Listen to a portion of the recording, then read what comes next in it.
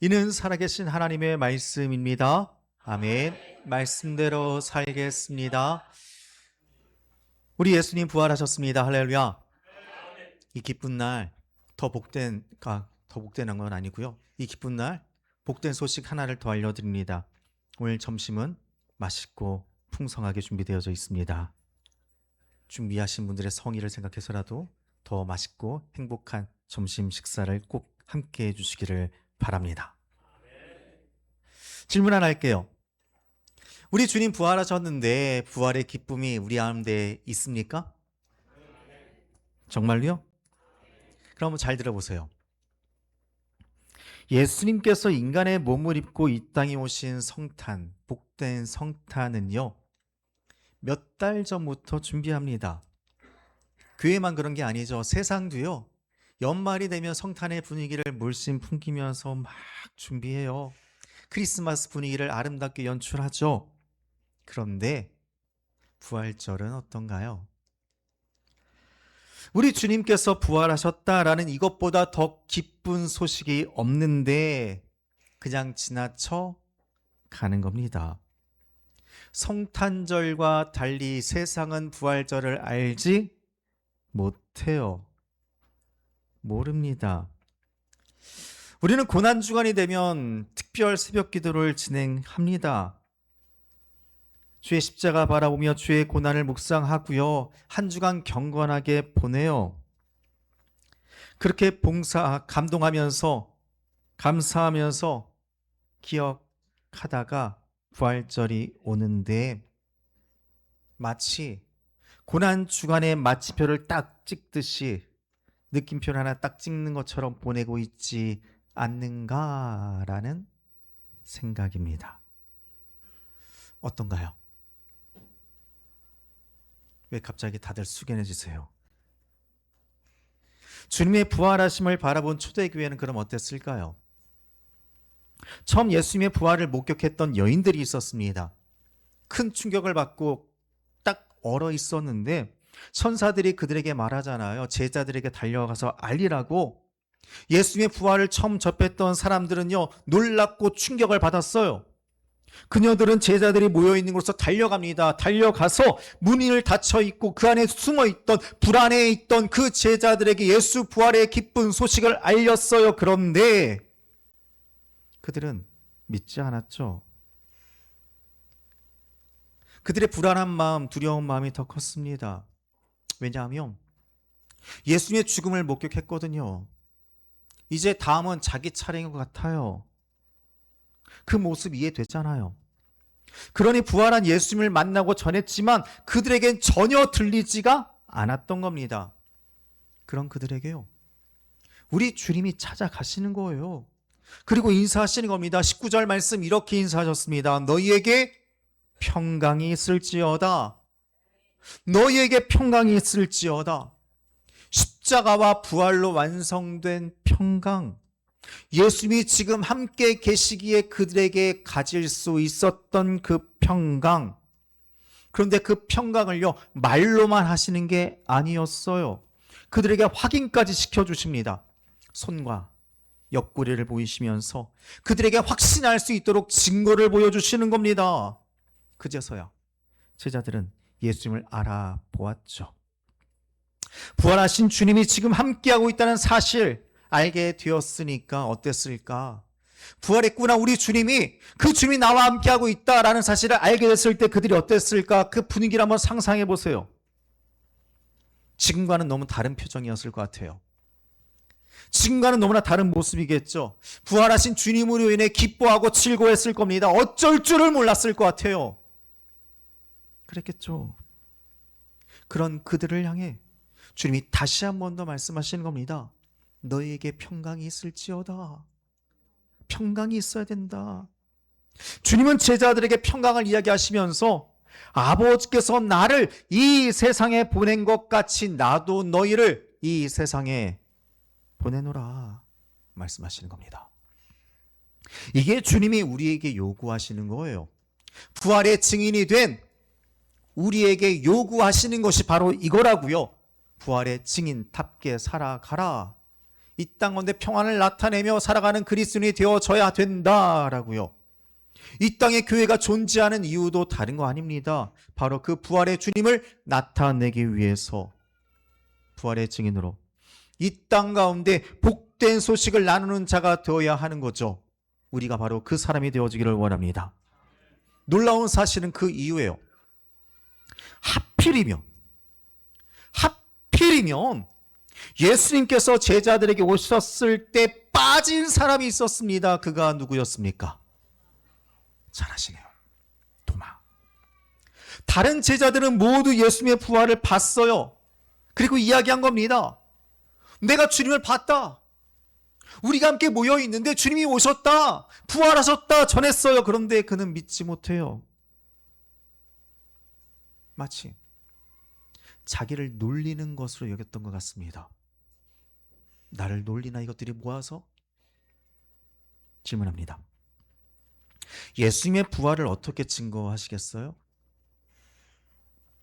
예수님의 부활. 자, 18절 말씀 앞에 띄어집니다. 같이 한번 읽어볼까요?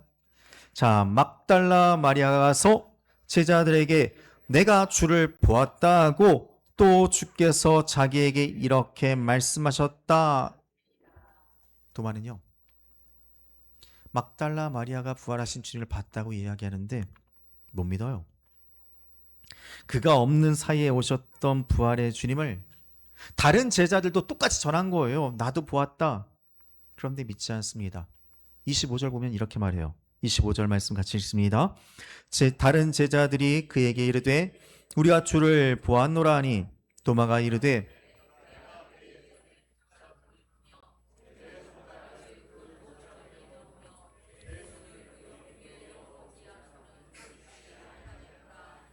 그렇습니다.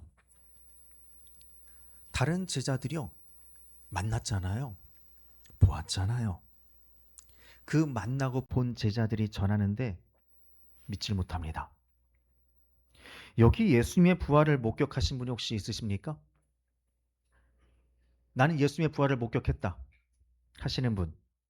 난 한 2500년 이상 살았기 때문에 예수의 부활을 그때 목격했다 하시는 분 없잖아요.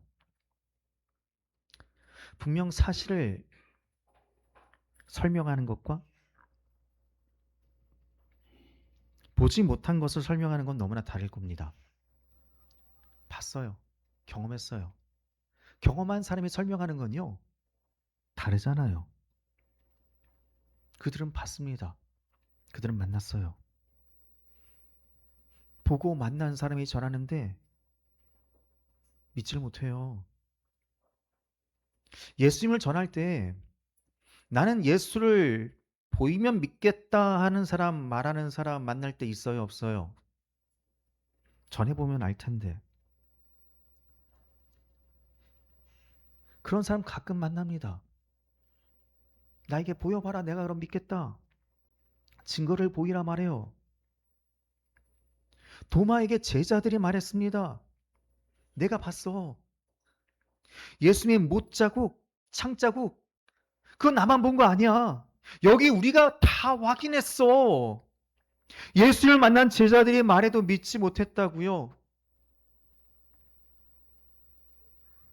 그 분위기 상상해 보세요.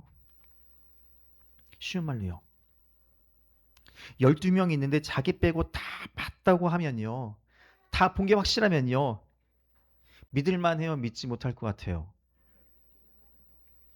12제자입니다. 예수님과 함께 했던 12제자. 그런 생각 해봐요. 아쉬워할 수는 있었겠다라는 생각. 아쉬울 수는 있죠. 왜 나만 빼고? 정말? 그때 나도 있었어야 됐는데. 어땠어? 우리 주님 어땠어? 부활하신 모습이 어땠어? 어쩌면 그렇게 묻는 게 정상일 것 같은데 전혀 믿지 못했습니다. 자신의 눈으로 확인하지 않고는 믿을 수 없다고 하면서 한술을 더 떠서 이렇게 해야겠죠. 눈으로만이 아니라 나는 손으로 직접 만져보아야 나는 믿겠다라고. 내가 만져봐야 믿겠다. 이 사람이 다른 사람도 아니고요, 12제자 중에 한 사람, 도마의 모습이에요. 이 모습이 오늘을 살아가는 사람들의 모습이기도 한 거죠. 이 제자에게 예수님이 오셔서 만나 주셨어요. 도마가 한 이야기를 듣고 그를 책망하기 위해 예수님이 오셨을까요? 너 왜 못 믿냐? 책망하기 위해 오셨습니까? 아니요. 그에게 오셔서 하시는 말씀, 다른 제자들을 만났을 때처럼 똑같이 말씀하십니다. 너희에게 평강이 있을지어다. 주님은요, 그의 마음에도, 도마의 마음에도 평강을 주시기를 원하셨어요. 믿음 없는 자로 살지 말라고. 도마가 말했던 그대로, 그래, 네가 너의 손으로 만져보고 행하고 믿음을 갖게 하기 위해 그의 말대로 손으로 만져보고 믿음을 갖게 하기 위해 주님이 다시 그 자리에 오십니다. 그분이 이 땅에 오신 목적이 바로 이거예요. 자신의 도움 없이는 결단코 소망을 가질 수 없는 죄인들을 만나시기 위해, 그분이 이 땅에 오셔서 십자가를 지신 것도요, 부활하셔서 부활의 첫 열매가 되신 것도 우리에게 평강을 주시기 위해서입니다. 그 몸의 손과 발의 못자국에 손을 보라 말씀하신 주님, 그 주님의 음성을 듣고 도마는 이렇게 고백합니다. 28절. 도마가 대답하여 이르되 나의 주님이시오 나의 하나님이시니이다. 부활의 주님을 보고 믿은 도마에게 주님은요, 29절 이렇게 말씀하세요. 같이 있습니다. 예수께서 이르시되 너는 나를 본 거로 믿느냐? 보지 못하고 믿는 자들은 복되도다 하시니라. 오늘 여기에 도마와 같은 부활하신 주님을 만나고 손으로 만져보고 믿게 되신 분은 없을 거예요. 그러나 분명한 사실은 부활의 주님 믿는 자들이 여기에 모여 있습니다. 그렇죠. 사실 보느냐 보지 못하느냐 그게 중요한 게 아니에요. 믿느냐 믿지 못하느냐가 중요한 거겠죠. 주님도 말씀하셨잖아요. 보지 못하고 믿는 자가 복되도다라고요. 부활의 증인을 통해서 주님을 믿게 된다라면 그것보다 더 큰 축복은 없는 것입니다. 부활의 증인을 통해 주님을 믿게 된다라면요, 그것보다 더 복된 건 없다고요. 그 주님이 우리 향해 이렇게 말씀하실 거예요. 너희에게 평강이 있을지어다. 초대교회의 부활절은요, 부활의 주님과 함께 평강을 누리며 부활의 증인으로 걸어가는 시간이었습니다. 주님은 부활하신 주님을 만났기에 확신을 가지고 전했죠. 부활의 주님이 주신 평강이 그들 안에 가득했으니까 오늘 우리 안에 부활하신 주님으로 인한 평강이 있다면요, 오늘 우리도 증인된 삶을 살아갈 수 있을 것입니다. 분명한 사실, 우리 주님 부활하셨습니다. 그 부활은 과거의 사건이 아니에요.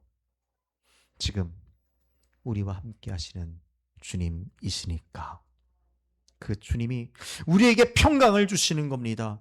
그리고 우리로 하여금 증인으로 살아가라고 말씀하시는 거예요. 주님을 믿는다라면 우리는 부활의 증인이 되어줘야만 합니다. 주님 오늘 나에게 말씀하십니다. 너희에게 평강이 있을지어다.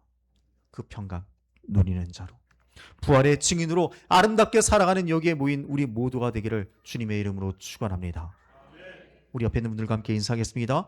우리 주님 부활하셨습니다. 우리 주님 부활하셨습니다. 그 주님이 우리에게 말씀하십니다. 너희에게 평강이 있을지어다. 기도하겠습니다.